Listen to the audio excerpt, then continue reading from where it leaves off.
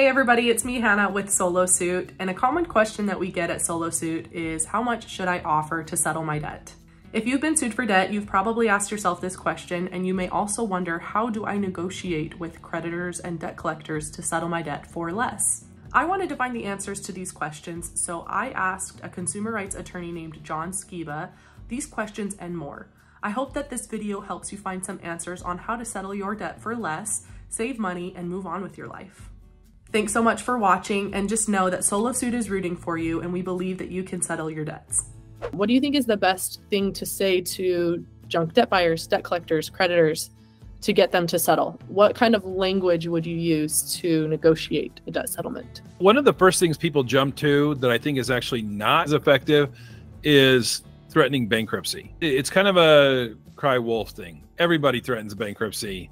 It's built into their numbers. They understand that a certain percentage of these cases are going to file for bankruptcy. And often when you tell them, I'm going to file bankruptcy, you're going to get a response of, okay, go ahead and do it. And so I don't think that that's effective. To me, when you're trying to settle with a creditor, and when I help people do debt settlement, when someone has a judgment or something, I view my job is to actually help the attorney on the other side or the creditor sell whatever I'm trying to propose to whoever has to be the decision maker. You've got to paint a picture of, look, here's what I'm proposing, and it doesn't get any better than this. You've got to give them some reasons to be able to accept your offer. And this is particularly true if they already have the judgment, because they have a leg up on you. But if it's something where it's pre-lawsuit or just something, you need to be able to show them hardship.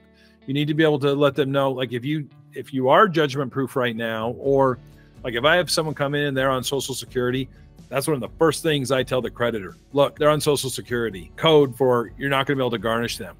If you already have a wage garnishment, if you have other creditors or other lawsuits, I always say, put it out there. Let them know that, look, you're not the only one. There's a line of people trying to come after me here.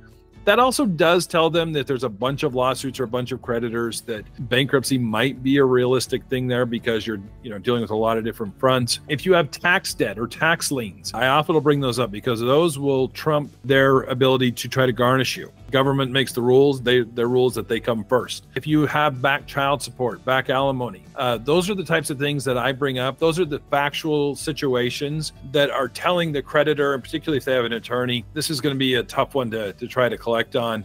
We better just get something in place. And also knowing that no matter what you offer, you could offer 98% and they're going to come back at 99. They're always going to counter you no matter what you do. So to be prepared for that. And you also have to kind of walk this fine line of proposing something that's high enough that it's just not ridiculous. If you owe a $10,000 debt, if you come in at $200, the answer is no. They're not even going to take it to their client usually. I mean, that's a no. You need to understand that there's going to be some give and take here, but you need, again, to paint a picture.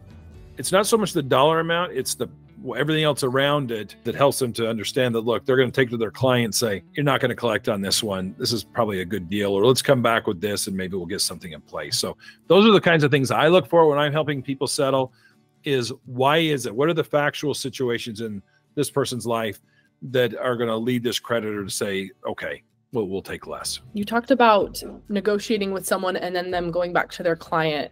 There's a lot of different layers in this sphere of debt settlement and debt lawsuits. And I just want to make sure our viewers understand the process and how it works. So typically there could be a lot of levels. A creditor is the original lender or credit issuer, right?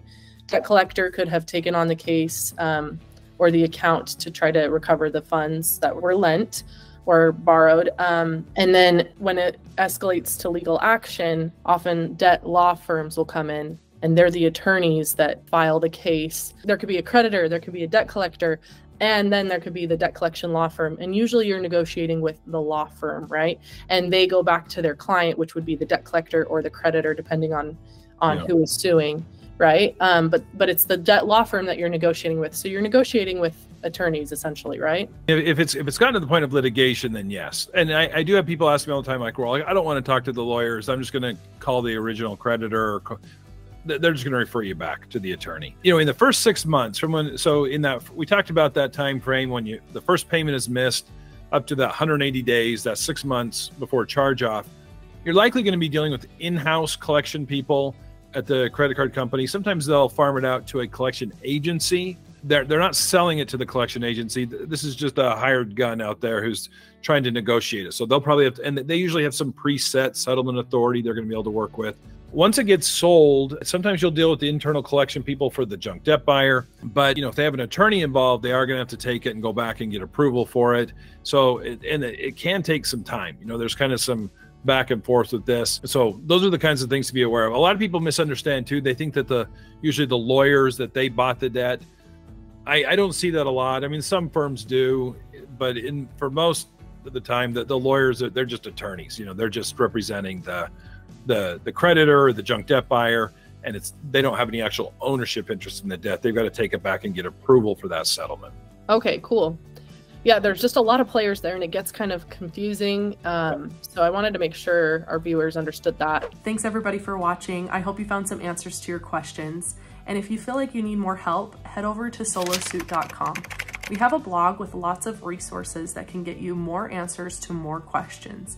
On top of that, we have products that can help you respond to debt collection lawsuits and settle your debt outside of court. So if the thought of representing yourself in a debt collection lawsuit intimidates you, or if negotiating a settlement seems scary, go over to solosuit.com.